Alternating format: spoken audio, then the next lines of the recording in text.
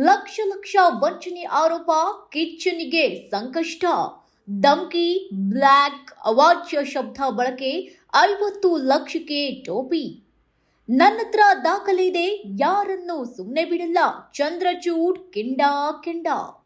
ಹೌದು, ಧಾರಾವಾಹಿ ಚಿತ್ರೀಕರಣಕ್ಕಾಗಿ ಅಗ್ರಿಮೆಂಟ್ ಮಾಡಿಕೊಂಡು ಹಣ ನೀಡದೆ ವಂಚಿಸಿದ್ದಾರೆ ಅಂತ ಆರೋಪಿಸಿ ನಟ ಕಿಚ್ಚ ಸುದೀಪ್ ಹಾಗೂ ಮ್ಯಾನೇಜರ್ ಚಂದ್ರಚೂಡ್ ವಿರುದ್ಧ ಚಿಕ್ಕಮಗಳೂರಿನ ಕಾಫಿ ತೋಟದ ಮಾಲೀಕರೊಬ್ಬರು ಬೆಂಗಳೂರು ನಗರ ಪೊಲೀಸ್ ಆಯುಕ್ತರಿಗೆ ದೂರು ನೀಡಿದ್ದಾರೆ.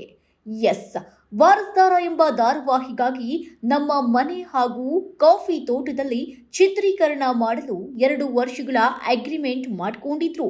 ಚಿತ್ರೀಕರಣ ಶುರು ಮಾಡಿದ ಕೆಲವೇ ದಿನಗಳಲ್ಲಿ ಚಿತ್ರೀಕರಣ ಸ್ಥಗಿತಗೊಂಡಿತು. ಅಲ್ಲದೆ ಚಿತ್ರೀಕರಣಕ್ಕಾಗಿ ಕಾಫಿ ತೋಟ ಮರಗಳನ್ನ ನಾಶ ಮಾಡಿದ್ದಾರೆ ಅಂತ ಕಾಫಿ ತೋಟದ ಮಾಲೀಕ ದೀಪಕ್ ಆರೋಪಿಸಿದ್ದಾರೆ. ಅಂದಹಾಗೆ ಅಗ್ರಿಮೆಂಟ್ ಪ್ರಕಾರ 95 ಲಕ್ಷ ಪರಿಹಾರ ನೀಡುವಂತೆ ಕಿಚ್ಚ ಸುದೀಪ್ ಹಾಗೂ ಚಂದ್ರಚೂಡ್ ವಿರುದ್ಧ ಈ ಹಿಂದೆಯೇ ದೂರು ದಾಖಲಿಸಿದ್ದೆ. ಅಂದು 60 ಲಕ್ಷ ಹಣ ನೀಡುವುದಾಗಿ ಸುದೀಪ್ ಅವರೇ ಸ್ವತಃ ಭರವಸೆ ನೀಡಿದ್ದರಿಂದ ದೂರು ಹಿಂಪಡೆದಿದ್ದೆ. 10 ಲಕ್ಷ ರೂಪಾಯಿ ಚೆಕ್ ನೀಡಿದ್ದು ಇನ್ನುಳಿದ ಹಣ ನೀಡದೆ ವಂಚಿಸಿದ್ದಾರೆ ಅಂತ ದೀಪಕ್ ಆರೋಪಿಸಿದ್ದಾರೆ. ಈ ಹಿನ್ನೆಲೆಯಲ್ಲಿ ನಟ ಕಿಚ್ಚ ಸುದೀಪ್ ಅವರ ಮ್ಯಾನೇಜರ್ ಚಂದ್ರಚೂಡ್ ವಿರುದ್ಧ ದೂರು ನೀಡಿದ್ದಾರೆ. 2016ರಲ್ಲಿ ವಾರಸ್ದಾರ ಧಾರಾವಾಹಿ ಸಾಕಷ್ಟು ವಿವಾದ ಸೃಷ್ಟಿ ಮಾಡಿತ್ತು. ವಾರಸ್ದಾರ ಧಾರಾವಾಹಿ ಶೂಟಿಂಗ್ಗೆ ದೀಪಕ್ ಮಯೂರ್ ಎಂಬುವವರ ಮನೆಯಲ್ಲೂ ಬಾಡಿಗೆಗೆ ಪಡೆಯಲಾಗಿತ್ತು. ಆದರೆ ಧಾರಾವಾಹಿ ಶೂಟಿಂಗ್ ವೇಳೆ ತಮ್ಮ ಕಾಫಿ ತೋಟಕ್ಕೆ ಹಾನಿಯಾಗಿದೆ, ತೋಟದಲ್ಲಿದ್ದ ಮರ ಗಿಡಗಳನ್ನ ಕಡಿಯಲಾಗಿದೆ, ಲಕ್ಷಾಂತರ ರೂಪಾಯಿ ನಷ್ಟವಾಗಿದೆ. ಅಷ್ಟೇ ಅಲ್ಲದೆ ಮನೆಗೆ ಬಾಡಿಗೆ ನೀಡುವುದಾಗಿ ಹೇಳಿದ್ದ ಸುದೀಪ್ ಬಾಡಿಗೆ ಹಣದಲ್ಲಿ ಸಹಬಾಕಿ ಉಳಿಸಿಕೊಂಡಿದ್ದಾರೆ ಅಂತ ಮನೆ ಮಾಲೀಕ ದೀಪಕ್ ಆರೋಪಿಸಿದ್ರು. 2 ವರ್ಷಗಳ ಬಳಿಕ ದೀಪಕ್ ಕೋರ್ಟ್ ಮೆಟ್ಟಿಲೇರಿದ್ದಾರೆ.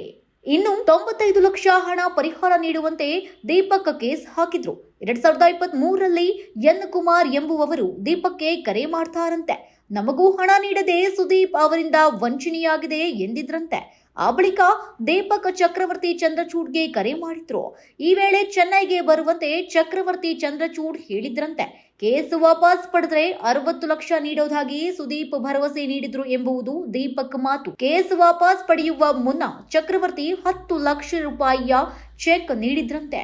ಇದೇ ವಿಶ್ವಾಸದಲ್ಲಿ ದೀಪಕ್ ಕೇಸ್ ಹಿಂಪಡೆದಿದ್ರು. ಆದರೆ ಕೇಸ್ ಹಿಂಪಡೆಯುತ್ತಿದ್ದಂತೆ ಚಕ್ರವರ್ತಿ ಅವರು ದೀಪಕ್ ನಂಬರ್ನ ಬ್ಲಾಕ್ ಮಾಡಿದ್ದಾರೆ ಎನ್ನಲಾಗಿದೆ. ಸುದೀಪ್ ಪರವಾಗಿ ದೀಪಕ್ ಮಾತನಾಡಿರುವ ವಿಡಿಯೋಗಳು ಚಕ್ರವರ್ತಿ ಬಳಿ ಇವೆಯಂತೆ. ಇದನ್ನ ಒತ್ತಾಯ ಪೂರ್ವಕವಾಗಿ ಪಡೆದಿರುವ ಆರೋಪ ದೀಪಕ್ ಮಾಡಿದ್ದಾರೆ.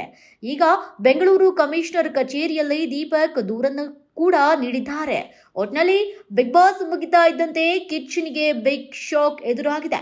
ಈ ವಿಚಾರ ಎಲ್ಲಿಗೆ ಬಂದು ನಿಲ್ಲತ್ತೆ ಕಾದ್ ನೋಡಬೇಕಾಗಿದೆ. Entertainment bureau, Kannada picture.